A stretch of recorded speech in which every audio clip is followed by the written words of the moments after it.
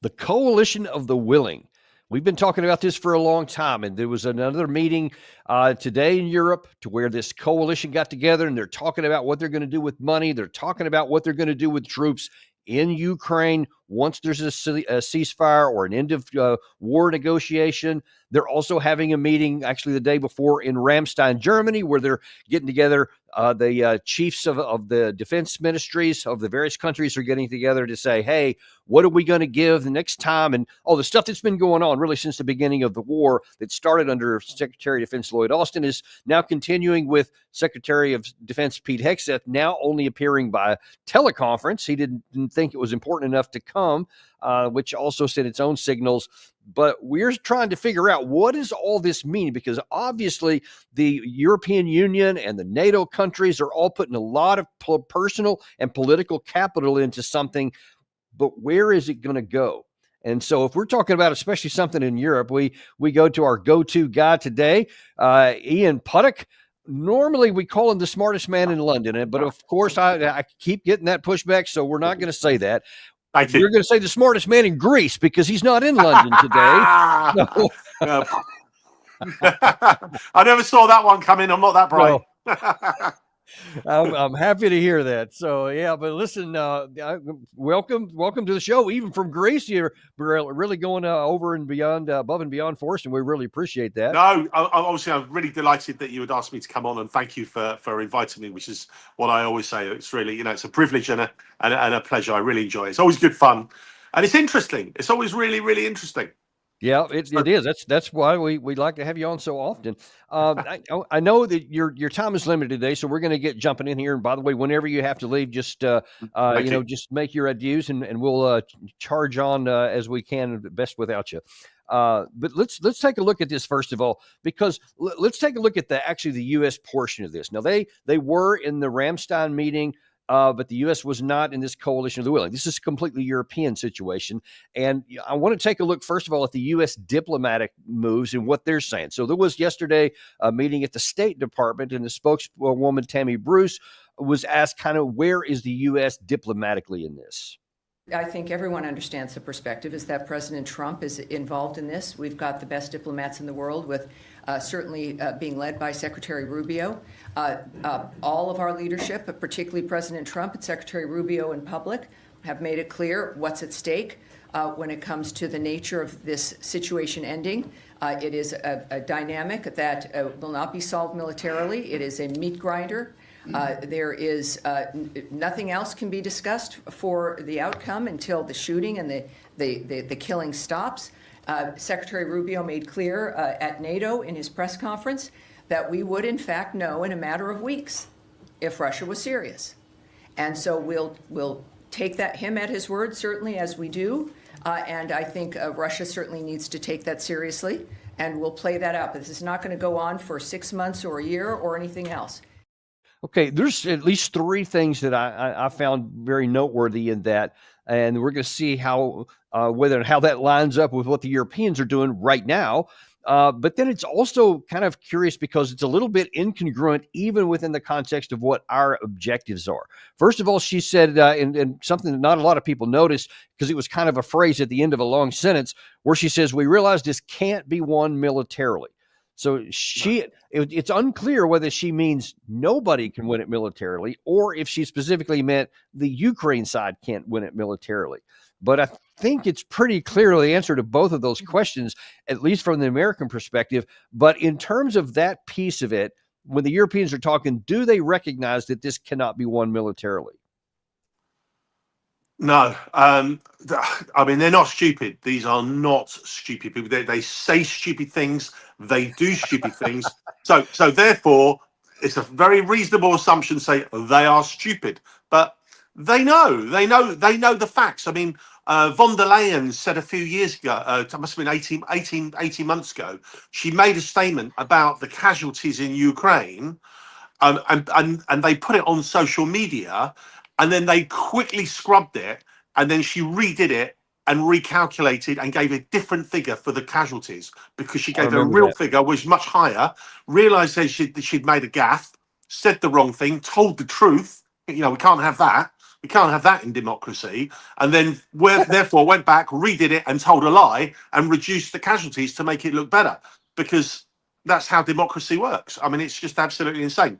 So you asked the question, um, can they win? Of course not. Of course not. I've got guys. I've said this many times on your shows. Guys, special forces in the MOD that have been in Ukraine back in 22 said the Ukrainians are being massacred. I said, what about what it says on the BBC? And what about what it says on the Sky or Fox? All lies, mate. All lies. And as time goes on, we borrow money. The Ukrainians give their blood, and I don't think they give it willingly anymore, because we've all seen the videos of all these hundreds or even maybe thousands of kids, young men being poured off the streets. Yeah.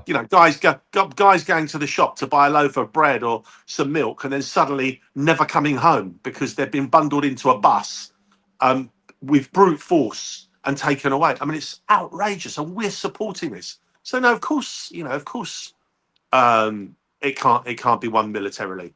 I mean, unless you start going to nuclear, well, then nobody wins anyway, because everybody dies. There's no winning for that.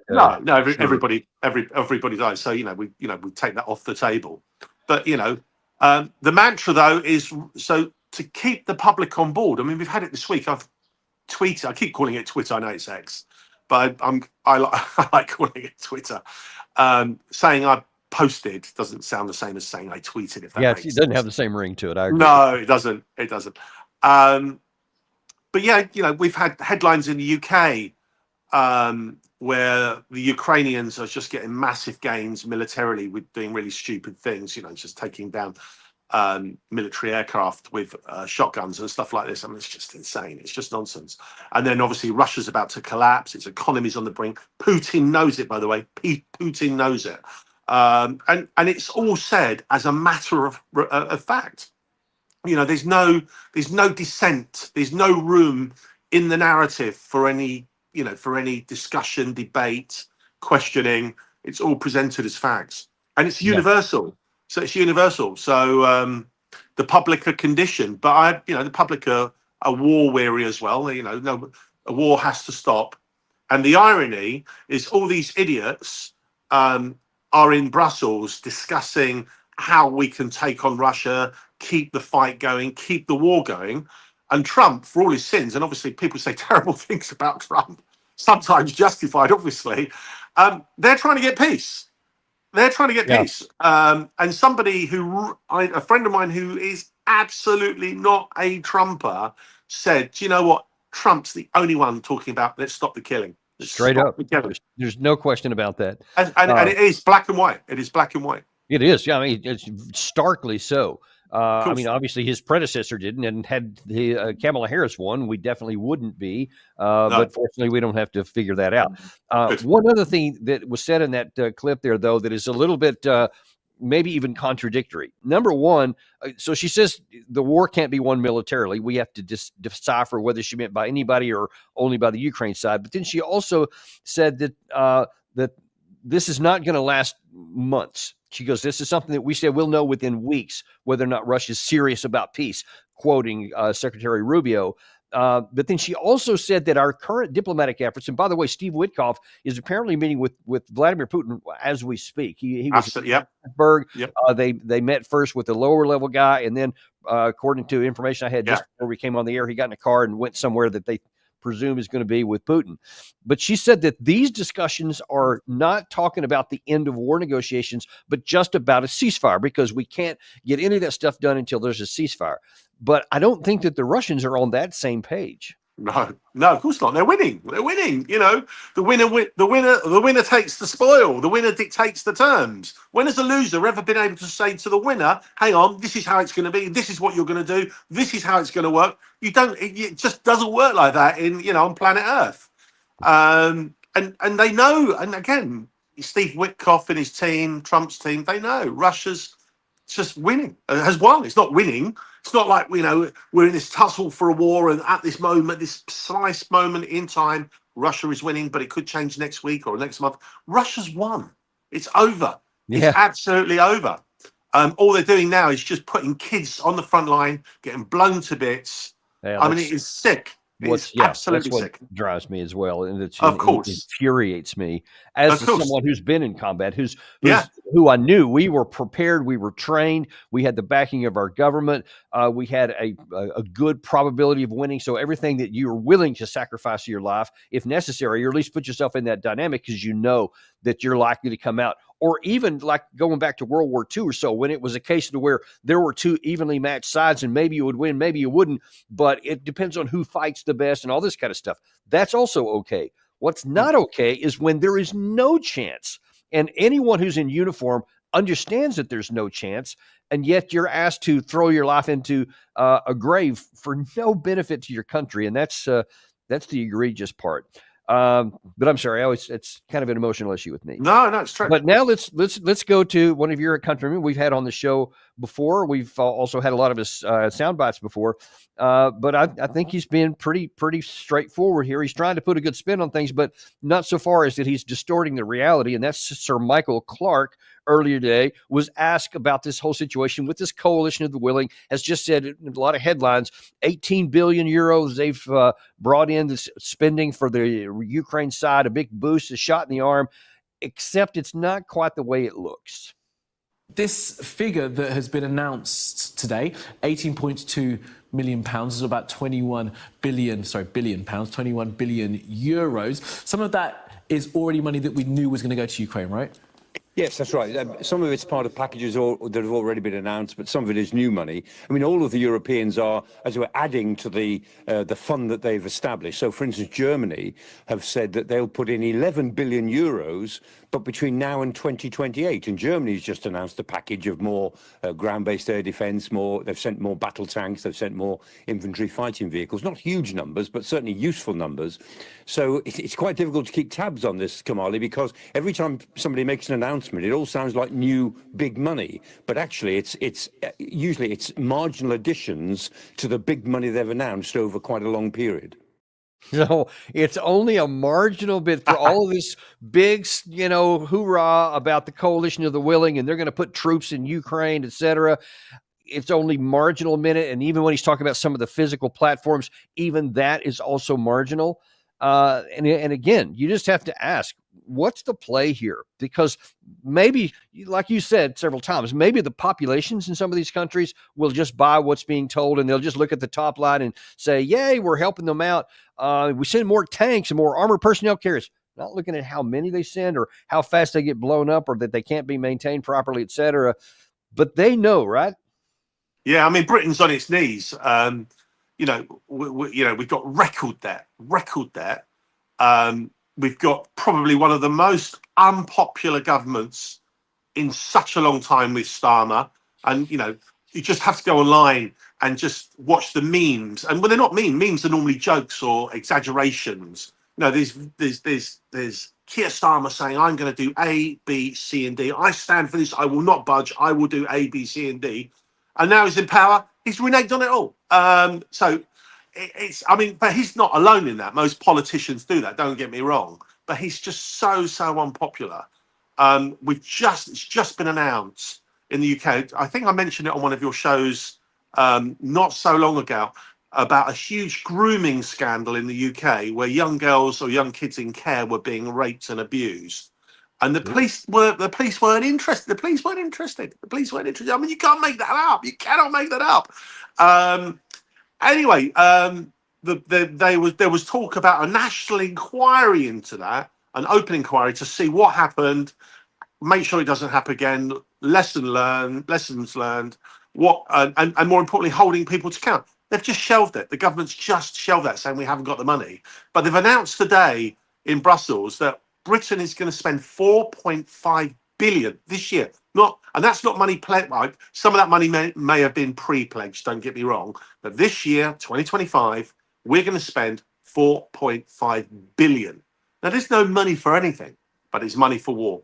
And a war that we can't win. And it's just, politics and the real world, I don't know. And it's enough to put people off politics. It's absolutely insane. Now then, let's. And I know you're running close on time, but I think we can stick with you for this one here because this is important. So we just talked about how this is not new money, that there's not a chance that this is going to change anything on the battlefield. No, So you nothing. got to ask what they're doing it for. But then Clark next answered the question of, okay, and about the U.S. participation seems a little bit less. What's that going to mean? These meetings used to be at Ramstein, and the Americans used to run them, and everybody plugged into that, and that was real leadership within the alliance. Well, that's gone now. It's not going to come back. And so the meeting is now in Brussels. It's being co-hosted by Britain and Germany. It's not as good, but they're doing the best they can. And I mean, dialing into a meeting is better than not being there at all. So it is going forward. But you know, your central question: can the Europeans substitute for the Americans? Well, no, they can't. They can substitute, let's guess, say 2/3 of what the Americans could provide. But they're going to have to gear up much more if they will do this for the rest of the year and into next year, which is looking increasingly likely. That will be quite a big ask.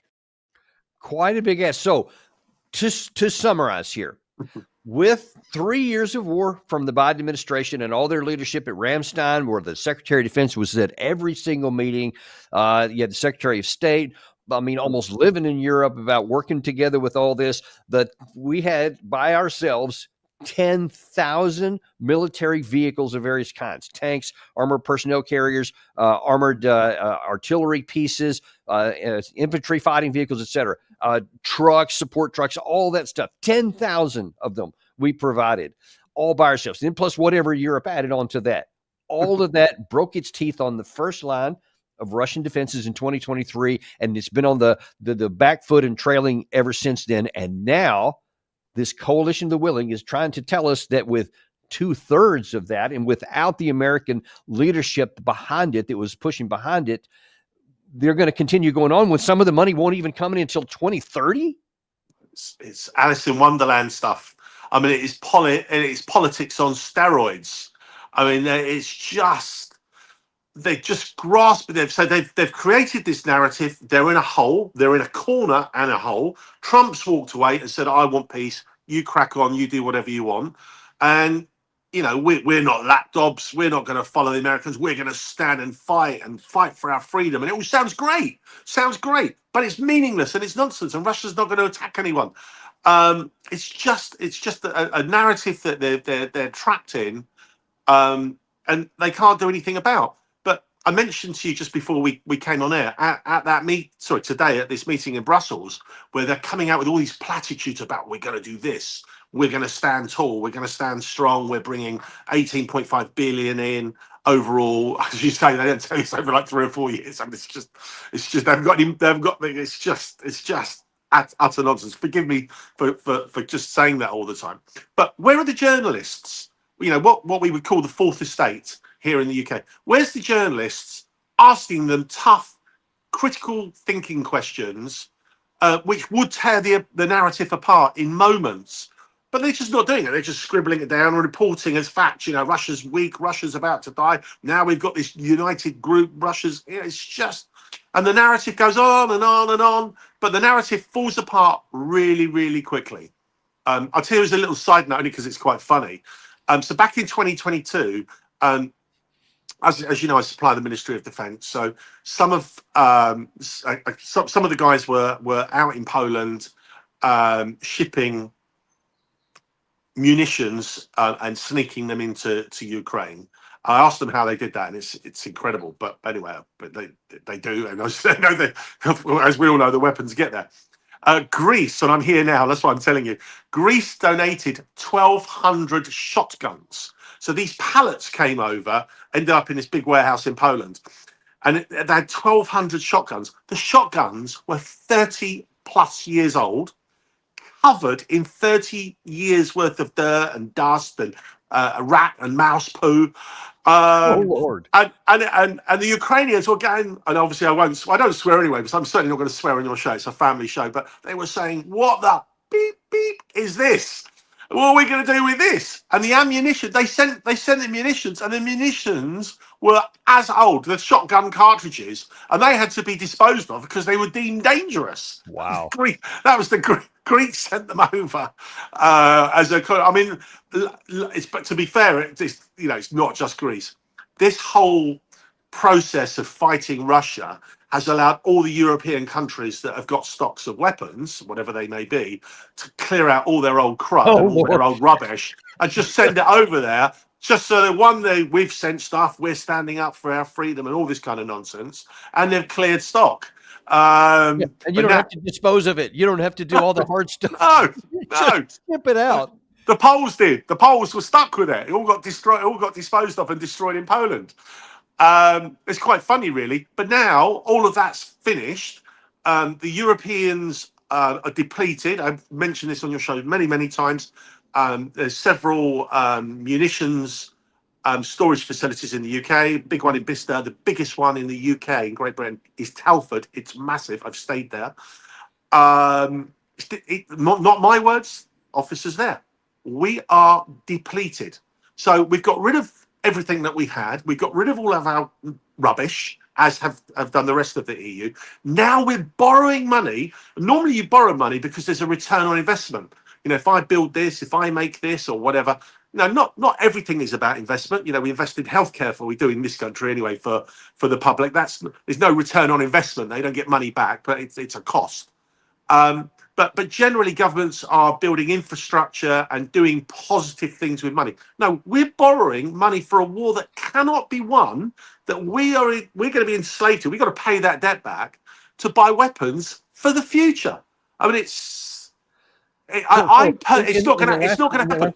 In the last few minutes that you have here, It's not based gonna on what you know about British history, about British politicians, and about British public sentiment, what happens if the expected that eventually is almost inevitable will happen is that Russia doesn't get what they want diplomatically, and so they just take it on the battlefield, meaning they go beyond the 14 June lines?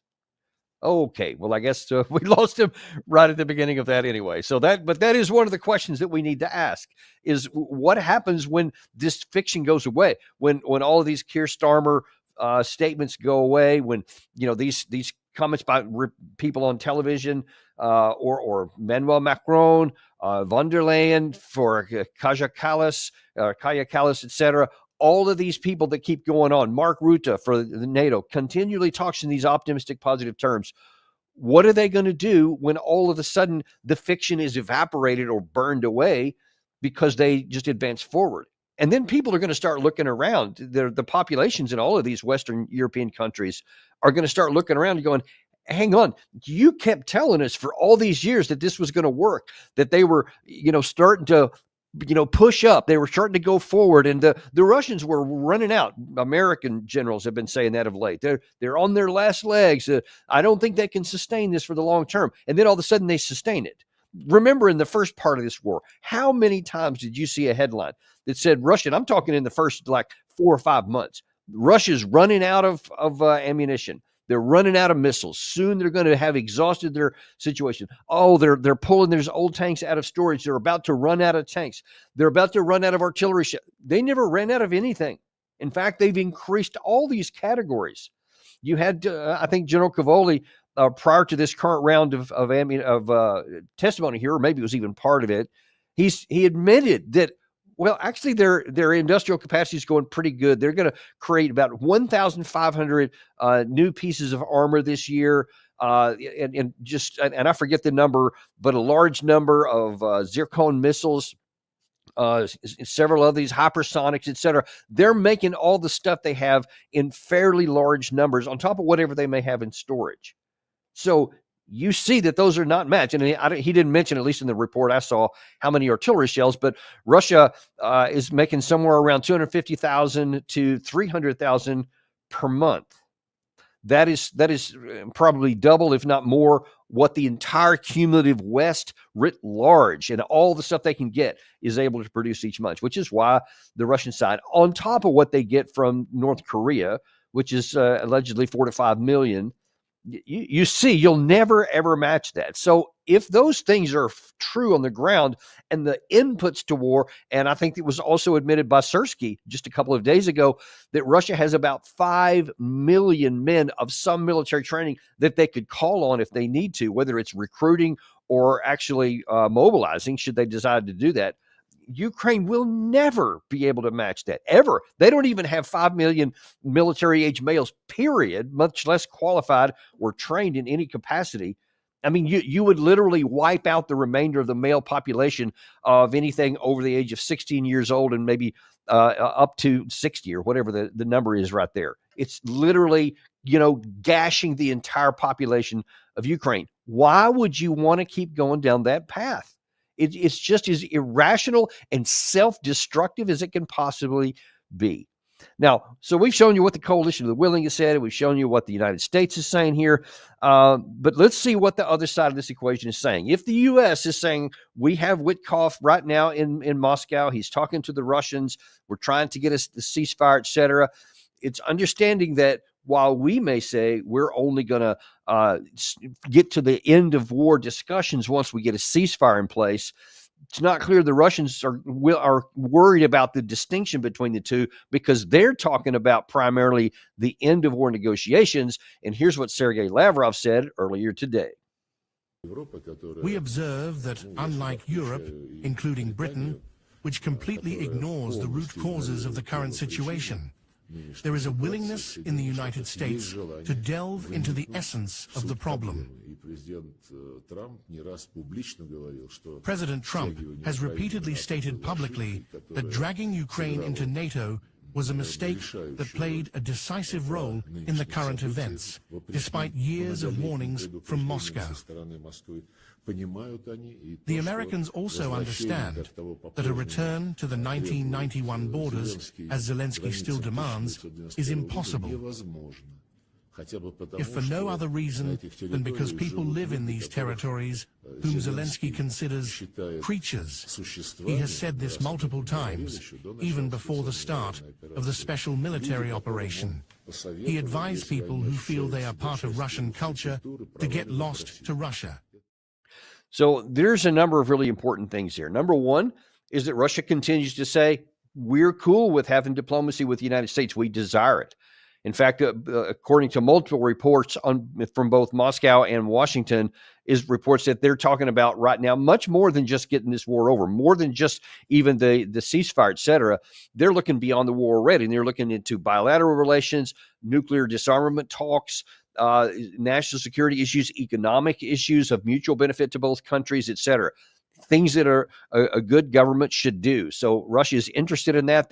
They're happy that that's happening, because then he contrasted even right there. That's very much contrasted against the entirety of Western Europe, or nearly the entirety. There's a couple of exceptions, namely Slovakia, Hungary, and Turkey. Those NATO countries are willing to talk to Russia. So, but the majority are not even wanting to talk to Russia. They're not able to do so without censure from their other partners. So that's bad and disadvantage or undesirable from the Russian side. But it's just something that they're like, don't like it, but whatever. We have the power to continue moving forward. And that's what they're doing in the process of still talking to the United States. And you can see that Lavrov's focus is not on getting a narrow band of a temporary ceasefire, which could lead to a general ceasefire, which could then lead to negotiations. He's like not even talking about the possibility of a ceasefire. I watched that whole press conference, or nearly all of it there, and he didn't even mention anything about a ceasefire, pro or con. He's only talking about the terms necessary to end the war. And so he said a couple of important areas. He said that Trump recognizes that the root causes of the war, which they've been saying since before the war started, and at every point throughout all the three, now into the fourth years of war, they've been saying it, and said again here, NATO expansion to our border in Ukraine was a red line for which we went to war, and we will not stop the war until that is taken off the table permanently. Now, that's one big issue. The other big issue he didn't mention there was the demilitarization, which Russia is affecting on the ground every day. But he didn't talk about that one today. The third part that he did talk about, though, was on the territory.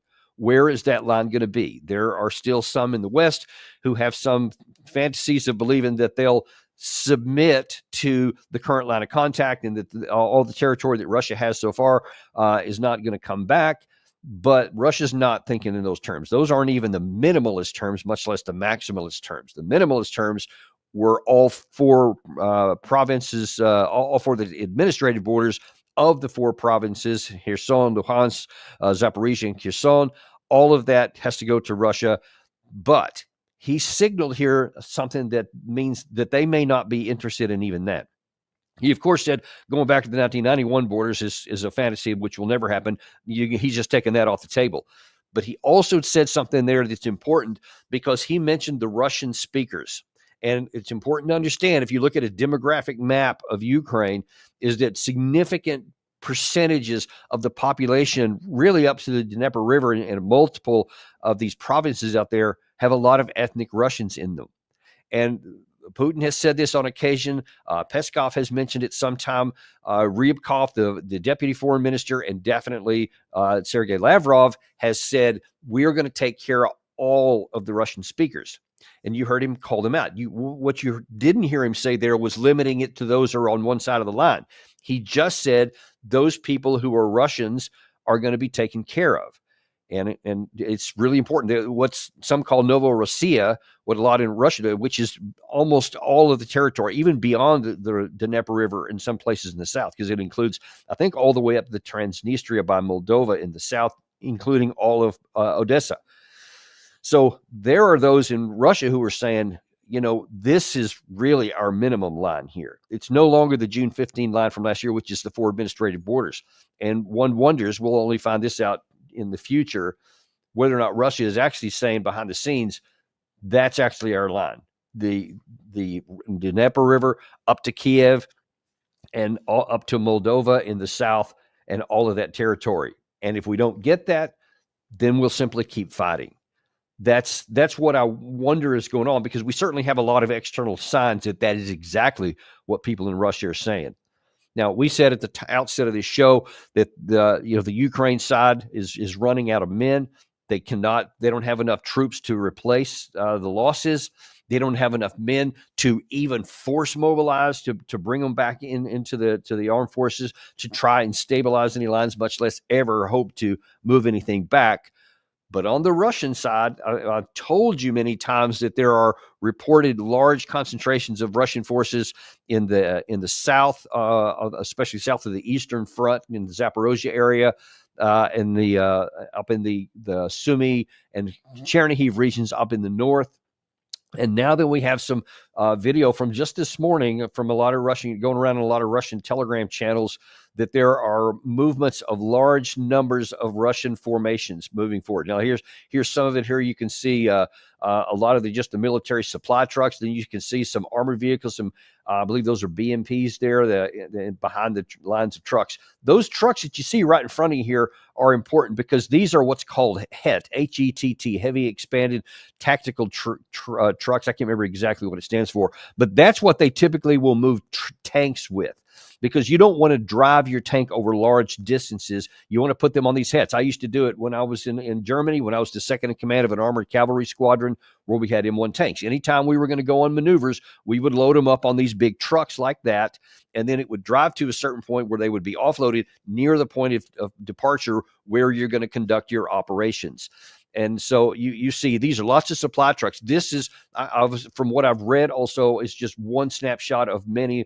Apparently 450 some odd vehicles have been seen moving in the Zaporizhia area, given evidence that they may actually be ready to start moving with this new offensive. And if you add the troops that go along with 450 combat vehicles in this one area here, that can put some significant pressure on what's already a weakened line.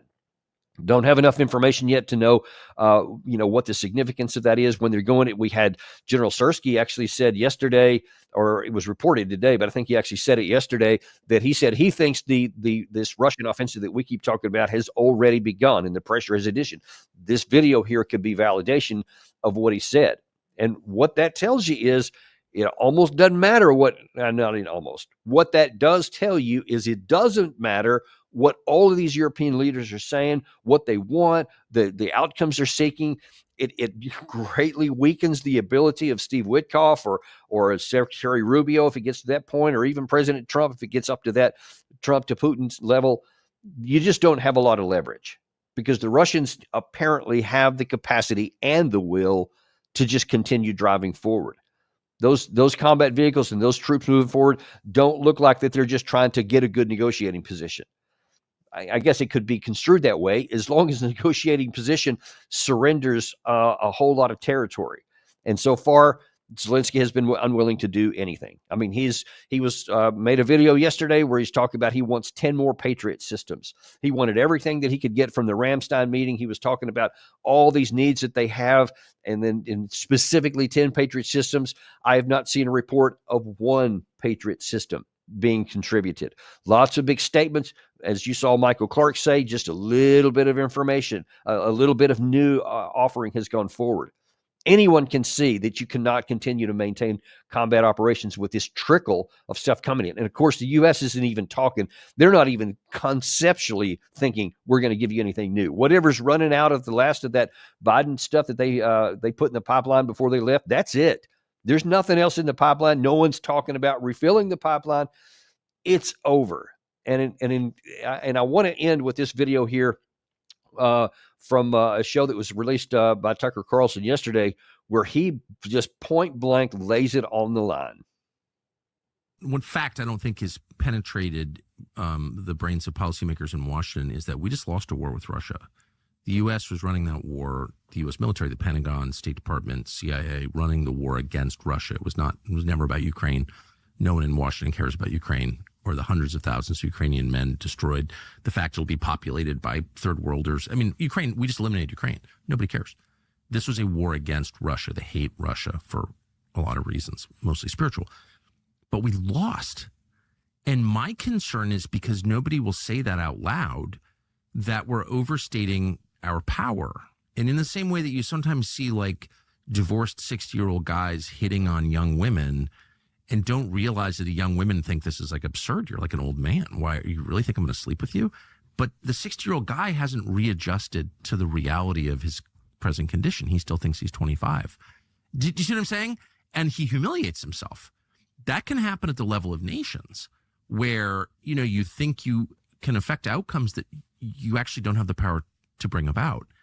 And so that's called hubris, and that's how empires get destroyed and populations vaporized. And I'm really afraid of that. And we should be afraid of that. That's a bit of a crude example, but really effective at conveying the situation here.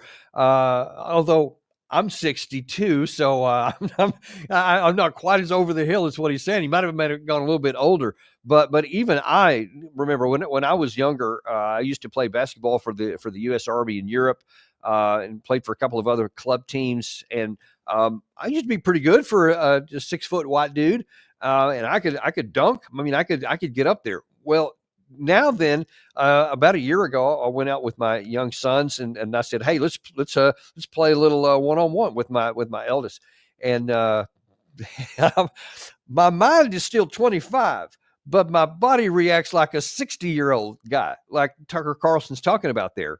And of course, you know, I can't beat that young 22-year-old son of mine, who's very fit, athletic. And that's kind of where we're at here. It's like these guys are still in this young body, in this mentality that they think they're still 25. They think it's still 1991. They think it's still in the time when the Soviet Union disintegrated and they can just tell everybody what they want to do. Now, it's one thing if you want to embarrass yourself on a basketball court with your son, it's good humor.